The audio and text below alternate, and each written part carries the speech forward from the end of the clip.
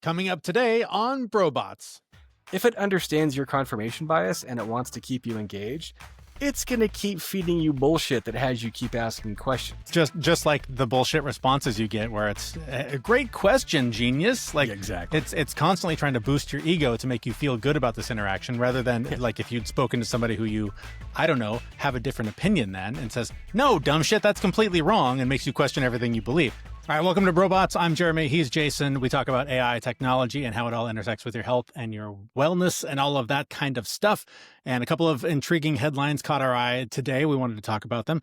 And both of them revolve around how much you trust the internet tools that you're using, specifically AI in this case. But we'll get into the details of this, but it sort of reminds me, like, to me, AI, technology, all these things, they're tools. If I take a hammer and I use it appropriately, I can probably have a pretty good chance at driving a nail into a board. If I take that hammer and I throw it at the nail, it's not going to end very well. So it's really all about how you're using the tools. But Jason, you found a couple of interesting stories. Like If you're Thor, yeah, okay. For Thor, my work is great. Right. So I guess, like, everything, there's always exceptions. But, Exactly. Jason, you were scouring the internet. You found these two sources, one relating to how much we should trust the news that AI gathers for me, the other on how much we should trust the advice that AI gives us. Yeah. So there was a study commissioned out of the EU.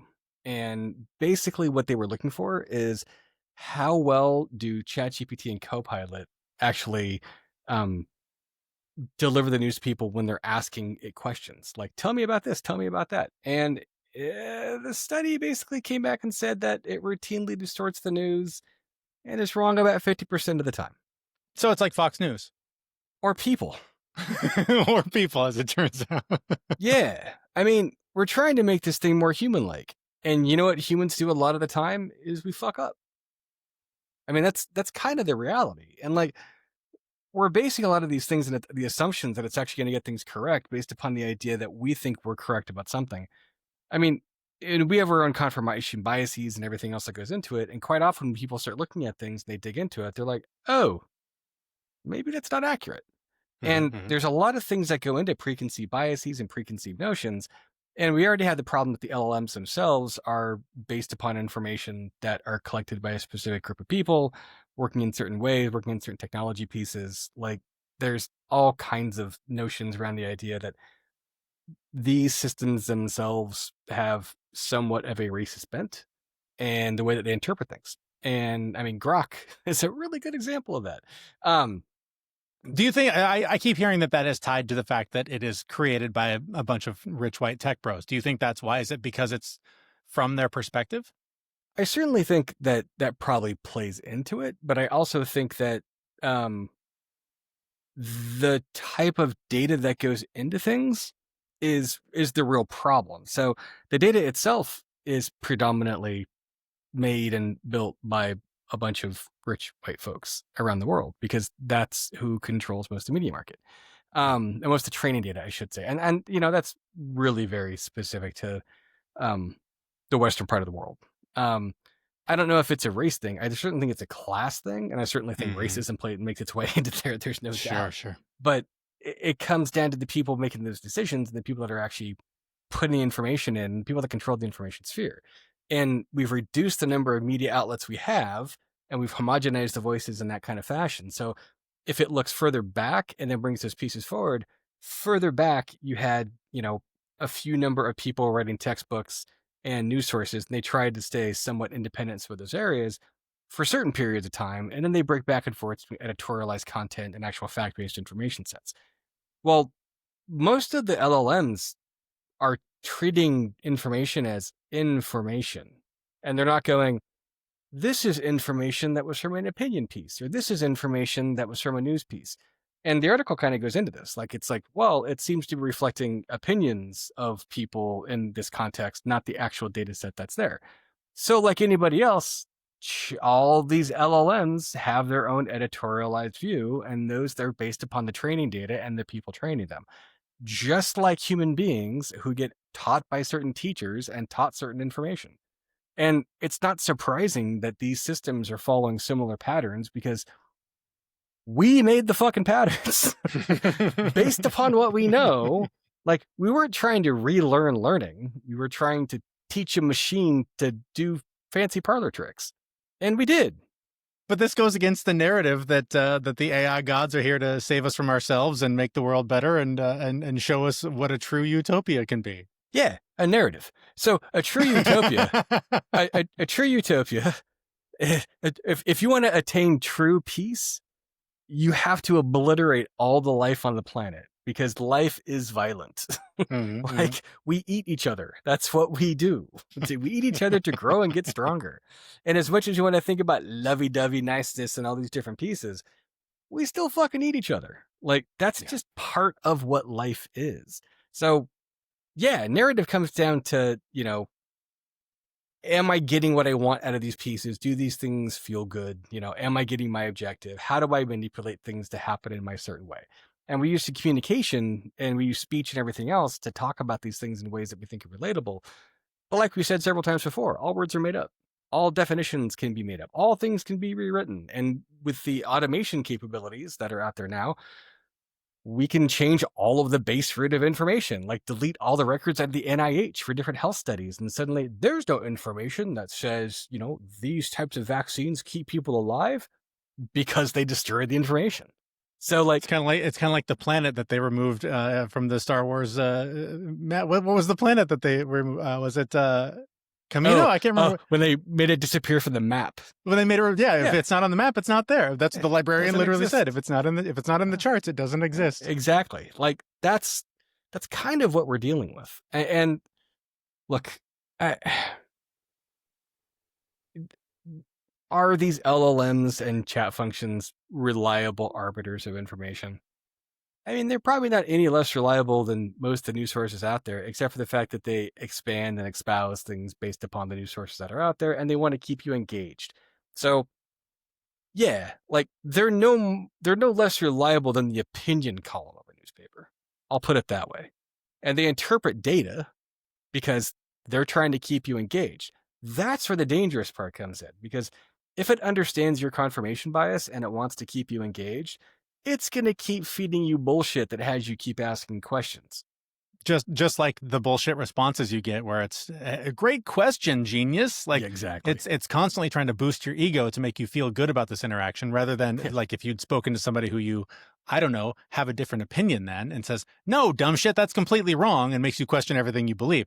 That's the AI tool I want, is the one that tells me that is the stupidest fucking thing you could have possibly asked me today. Yeah, like the ChatGPT version. So I say, ChatGPT, I eat 12 Butterfingers a day and don't exercise.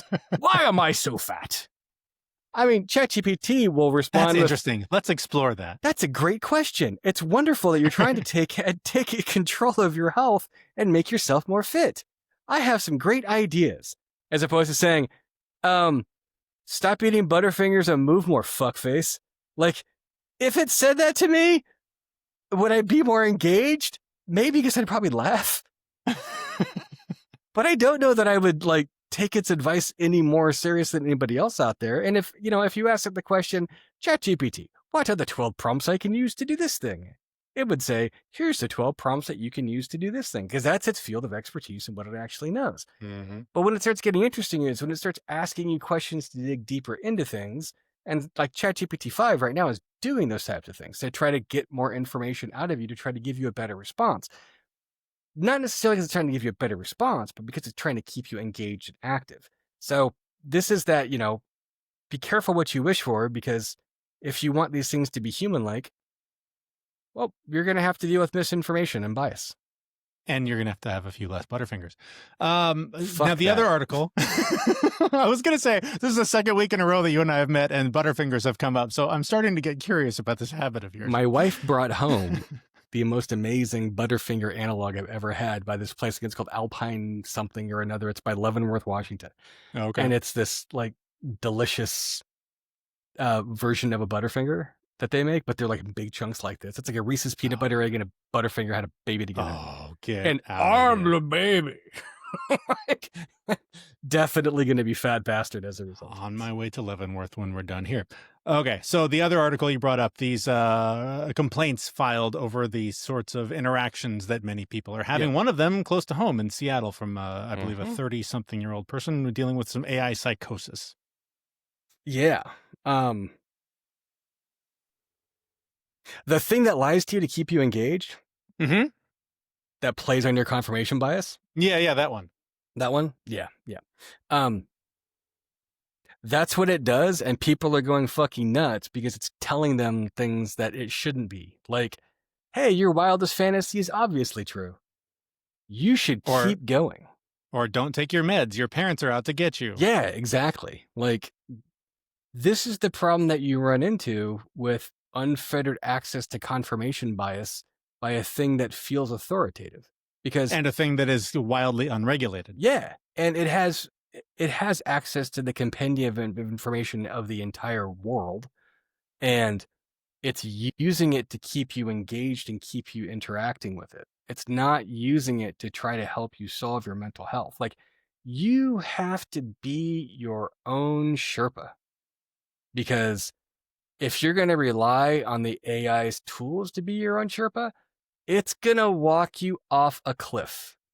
This is the thing. When you sent me this article, I started experiencing podcaster whiplash. Yeah. Like, because any one of our episodes recently, you could probably throw a dart or a hammer and see if it works. And you will find me telling you how much value I get out of using these AI tools to help me with my mental health. Because I have enough background in this and I've been doing this work long enough that I can smell the bullshit and know when to go away. Yeah. But then you can listen to the next episode and have us have a guest on who's like, holy shit, don't ever even think about doing that because it will rot your fucking brain and you'll end up in the psych ward. So I'm having a hard time following my own advice here because it's true. I mean, there are times when mentally, emotionally, the shit hits the fan for me. I have nowhere that I feel like I can go to dump that shit. I dump it there. It helps me take the organized or the disorganized chaos of my thoughts, sort them in a way that I can look at them and go, oh, okay, yeah, like 85% of that's bullshit. I can calm down and forget most of that. Focus on the 15%. Okay, life's under control again. Things are good. But if I just go to it and I'm just like, yeah, I'm thinking about jumping off a roof. Will I be okay? It's probably going to say, yeah, go for it, champ. You got this. Like, so, I mean, this comes down to how well do you know how to use the hammer? Like, if you're going to use it the way you're supposed to by holding the nail in place and using the other hand to gently tap it and then drive the fucking thing into the board, you're going to be all right. But if you start throwing hammers at nails, you're going to poke your eye out. It's not a hammer, though. That's a multi-tool. No, it's a knife. Oh, it's a knife. It's a letter opener. Goddamn analogy police. Okay, what do you mean? So, it is much more dangerous than people realize. It's much more practical, and it helps you slice through information to get what you actually need. At the same time, if you're not careful and you're wielding it incorrectly, you're going to slice yourself into little tiny pieces, and you're going to cut yourself in ways you haven't thought about before. If you're smart, you'd use it to cut the cord. But the reality is that the people that are using these tools that are already mentally compromised, these tools don't fix that. It does not. It does not fix the hardcore broken root piece. So I look at this more like treating myself when I'm in a bad physical condition. So if I have a sprained ankle, it makes sense to go on the internet and say, what are some good homeopathic ways to treat a sprained ankle? If I have a broken leg and I say, I have a broken leg, what are some good homeopathic remedies to take care of my broken leg? You're not going to find many searches because they're going to be based in human responses that say, put an ice pack on it and do these things and that. They're going to say, go to a fucking doctor and get a cast, get an x-ray done and get a cast on your leg. Because there are limits to what you can do with this stupid flashing light box in front of you. You're going to have to deal with meat space problems in meat space ways. Mental health is very much so an intrapersonal experience. Like this is all, or interpersonal experience. This is all happening inside of me, interpersonal. Yeah. It's all me. It's all, what am I doing? How am I thinking? And if I'm trying to use these external pieces to try to make sense of my mind, but my mind is already scrambled in this kaleidoscope of different reality interpretations, seeing mass color distortions all the time, all it's going to do is reflect that back to me some way and potentially distort those things further, because I'm not playing with a full deck. I'm not playing with clear vision and clear sights. And it's one thing if my glasses are a little bit dirty. It's another thing if they're cracked, fractured, and they're all over the place. I need a different set of glasses. And the ChatGPTs and all those pieces are not going to fix that problem. You need real human interaction for real human problems. So, I mean, it brings to mind for me, I've gone to a variety of different wellness experts, retreats, events, things of that nature. One of my favorite folks that I went to used this great term called garden variety trauma. Mhm. Like a lot of these wellness-based retreats that are not medical, that are not, psychiatrists, psychologists, actual doctors with the thing on the wall. Right. The folks that are sort of coaching you through stuff because they took an online course and they're good to go. They're great for garden variety trauma. Dad was an asshole. It kind of fucked you up. You need some help cleaning some things up. But I don't know who I am on any given day, or like where you're talking about, like where you're deeply broken, where even that coach or even a therapist might say, okay, no, you need a psychiatrist. You need medication. You're going to get pushed into the right path from the right human who's going to help you. That's where I think for me, the distinction might be here, is that I think it can be a great supplemental tool for the garden variety trauma. But if you're dealing with like real psychosis, real like deep mental health shit, that's not for Claude to sort out. Yeah, it's a different set of tools for the neighbor's dog shit in my yard versus the honey bucket dump truck tipped over in my yard. Yes, that's it. That's it, exactly. You need different tools for different problems. And very different shovels. Very different shovels. Right. Whole different kind of cleanup. And I think that's what the reality is. Like, I go back to this thing that my wife said when she came home that they teach kindergartners. Is your reaction appropriate to the size of the problem? That goes both ways. Sometimes my reaction is too small to the size of the problem because I'm like, I'll just use ChatGPT to try to figure this out, as opposed to I need serious medical intervention because I might hurt myself. And probably the first step that these people in this article should have known that they needed this kind of real intervention is if they're on serious medication to alter their psyche that has to be prescribed by a doctor. That means you're already talking to a doctor. Yeah. You should be continuing to talk to that doctor. And you should be telling that doctor about the things that you're talking about, your AI artificial supplement doctor. AI is like supplements. Yeah. It really is. Like it can supplement the real medical advice. But like supplements, sometimes it's kind of useless. Sometimes it's not worth the time of day. Sometimes it can kill you. I mean, it is not that hard for someone to think I can take creatine every morning. And if 5 grams is good for me, 10 grams must be better. And 20 grams must be better than that. And 50 grams must be amazing. And then their kidneys fail and they die. Yeah. This is the thing that we're dealing with, is that you can overprescribe and oversubscribe to these supplements that are these chat GPTs, that are the AIs. And if you're not careful, it's going to fucking kill you. And I think part of what's scary here is, I mean, we've addressed this as well, is just the lack of regulation on these things. And these articles that we're talking about, they reference people trying to get a hold of a human being at OpenAI to get refunds on their accounts that cause these problems, trying to help put into place safeguards to prevent these sorts of things from happening, getting absolutely nowhere. And then you turn to a government and say, hey, these guys are acting unfairly and inappropriately. Something needs to be done. And they go, yeah, but they gave me a lot of money, so fuck off.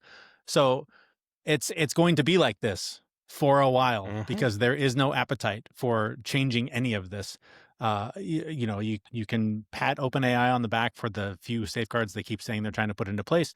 That doesn't stop the headlines from coming out from people that are ending their lives because the robots told them to. So all of this, from information sources as news to advice as your mental health supplement, all of it comes down to how much do you trust the machines to help you run your life. And again, I think they're a great tool. They're a hammer, they're a knife, they're a multi-tool, they're a supplement, but they're not the cure. They're not the cast. They're not the medicine you They're need. beep boop, motherfuckers. Beep boop, motherfuckers. Beep boop, motherfuckers. Like it's beep boop. And if beep boop ain't the thing that's going to fix your leg, don't go to beep boop. Go see a doctor.